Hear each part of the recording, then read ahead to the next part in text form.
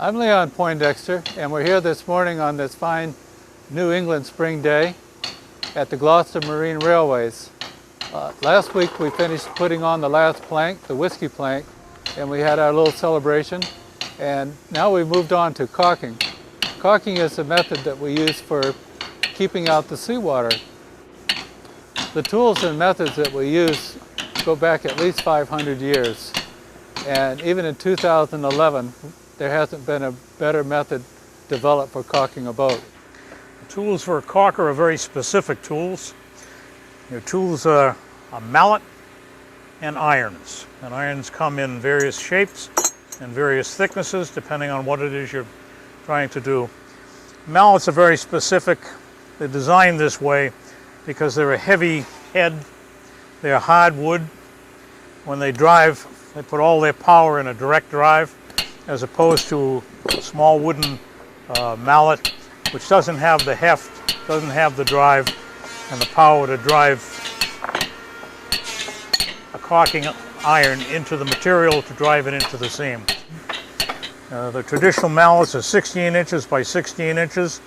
They're banded with a tool steel ring, so they don't, like mild steel would just bend and get worn, but tool steel holds up.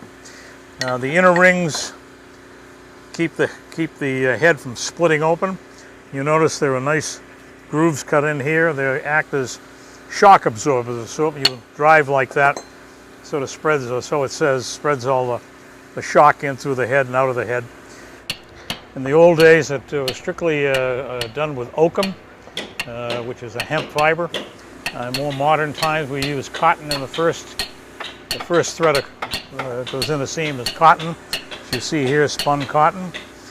And then we put 2 or 3 strands of oakum on top of that. We drive it in with a fairly sharp iron, drive it iron, and you go over the top of those depending on as the seam gets wider and you're filling it out, you go to various thicknesses, widths of the make an iron, which is basically you make down or flatten out the material that you previously driven with this and with a mallet.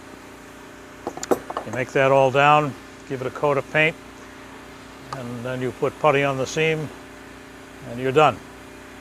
Other seams require